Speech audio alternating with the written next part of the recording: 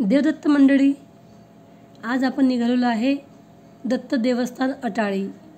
तर हे ठिकाण आहे कल्याणच्या जवळपास, कल्याणपासून काही किलोमीटर अंतरावरती हे निसर्गरम्य असं ठिकाण आहे। त्याला दत्त मठ म्हणतात किंवा काही लोक दत्त मंदिर म्हणतात। तर अटाळीला आज आपण निघालेलो आहे। अतिशय गजबजलेलं कल्याण हे शहर आणि कल्याण शहराच्या काहीच किलोमीटर अंतरावरती असलेलं हे अटाळीचं निसर्गरम्य आणि शांत वातावरणात असलेलं दत्त मंदिर, दत्त देवस्थान। तर इथे आल्यानंतर आपल्याला असं वाटतं जणू काही आपण कोकणामध्ये आलेलो आहे। इथला परिसर, इथे असलेली वनस्पती जी प्रामुख्याने कोकणामध्ये बघायला मिळते, उंचचे उंच ताळाची झाडं इथे बघायला मिळतात। इथे यायचं असेल तर आपल्याला ठाणे जिल्ह्यातील कल्याण तालुक्यात हे एक गाव आहे। अटाळी गावाचं वैशिष्ट्य सांगायचं झालंच तर भौगोलिकदृष्ट्याही या गावाला महत्त्व आहे आणि धार्मिकदृष्ट्याही हे गाव महत्त्वाचं आहे, विशेष आहे।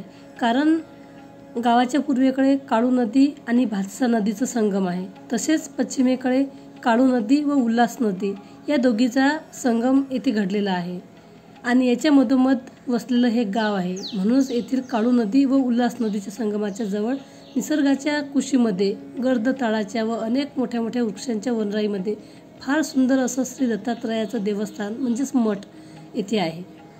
तसं बघितलं तर इथे आपण कुठल्याही ऋतूमध्ये येऊ शकता, कारण खूप मोठे मोठे वृक्ष आहे, घनदाट वनराई आहे आणि तिथे आपल्याला कधीही थंडगारच लागणार आहे आणि शांत लागणार आहे। परंतु जर आपण पावसाळ्यात आलात तर सर्वीकडे आपल्याला हिरवळच हिरवळ बघायला मिळते।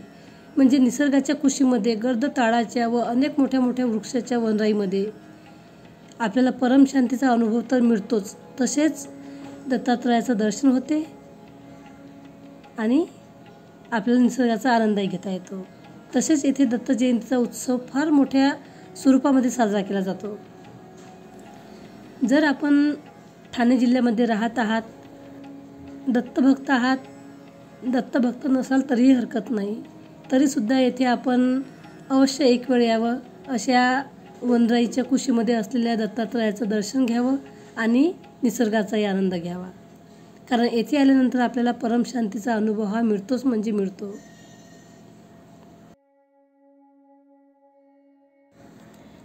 चला तर मग स्वच्छ, सुंदर आणि पवित्र मनाने दत्तात्रयाचं दर्शन घेऊया। बस काही पावलावरती आता दत्त मंदिर आहे, तिथे जाऊन आता आपण दत्तगुरूचं दर्शन घेऊया।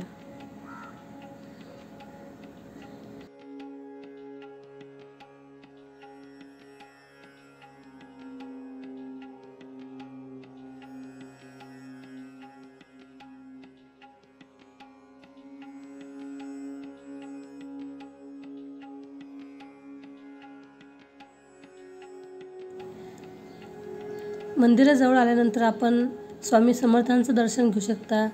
औदुंबराच्या झाडाखाली असलेली दत्तात्रयाची मूर्ती आहे, तिथे जाऊन तुम्ही दर्शन घेऊ शकता आणि महादेवाची पिंडसुद्धा आहे, तिथेही जाऊन तुम्ही दर्शन घेऊ शकता।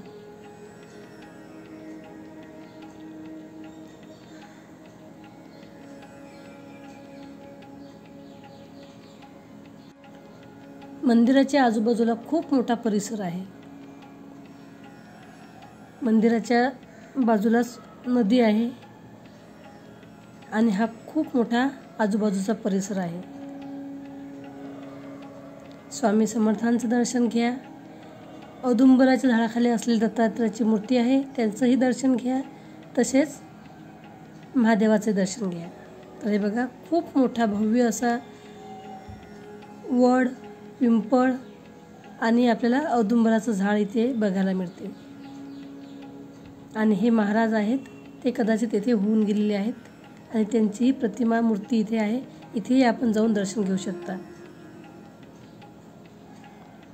तर आता आपण आलेलो आहे दत्त मंदिरामध्ये। जय गुरुदेव दत्त।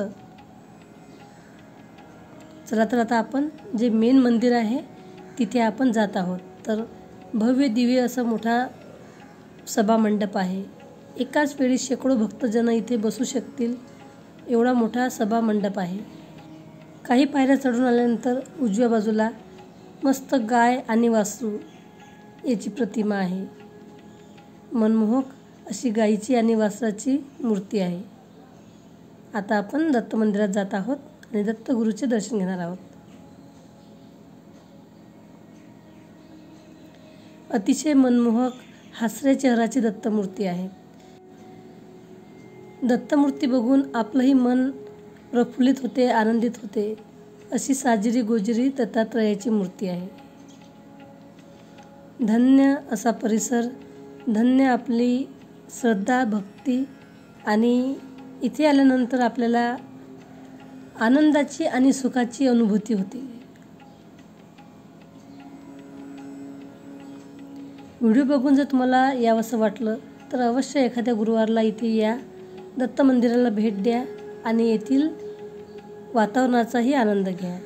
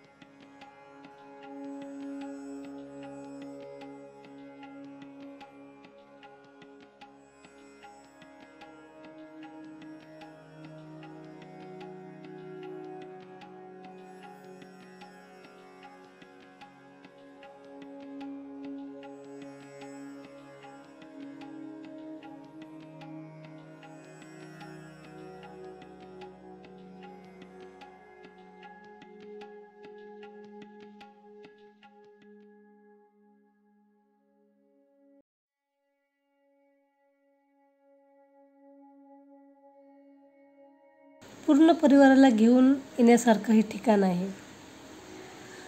लहान मुलांना इथं खूप मजा येईल. खूप मांजरी आहेत, कुत्रे आहेत, खेळायला मोकळी जागा आहे, बाजूलाच नदी आहे. म्हणजे एक छोटीशी तुमची ट्रिपही होईल, दत्तदर्शनाचाही योग येईल आणि मुलांनाही खूप मजा येईल असं हे ठिकाण आहे. तर व्हिडिओ जर आवडला तर अवश्य या ठिकाणाला भेट द्या. अशाच प्रकारच्या नवनवीन पारंपरिक रेसिपीचं आपलं चॅनल आहे म्हणून मी रेसिपीबद्दल बोलत आहे.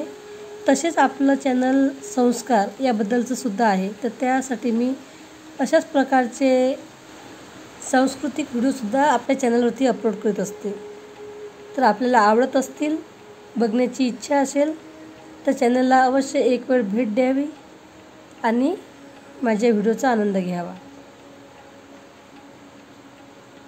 मस्त छान वातावरणात, कुठलीही इथे गडबड नाही, धांदल नाही आणि गर्दी नाही. अतिशय शांत वातावरण आहे आणि दत्तदर्शनाचाही छान आम्हाला आनंद घेता आलेला आहे. मनसोक्तप्रमाणे इथे बसून आम्ही दत्ताची उपासना केलेली आहे, आराधना केलेली आहे, छान प्रकारे दर्शन घेतलेलं आहे आणि आता निरोप घेत आहोत. जिथे भक्तीचे गायन चाले, विना झणकारती, तेथे दत्तात्रय राहते, तेथे दत्तात्रय राहते. जय गुरुदेव दत्त.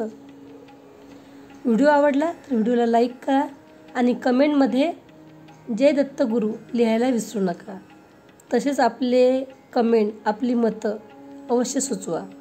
अशाच प्रकारचे व्हिडिओसाठी विदर्भ स्पेशल पाककला आणि संस्कृती या चॅनलला सबस्क्राईब करा, तसेच बाजूला घंटीचं बटन असते त्याच्यावर देखील क्लिक करा, म्हणजे पुढील येणाऱ्या व्हिडिओची माहिती आपल्याला लगेच कळेल. धन्यवाद मंडळी.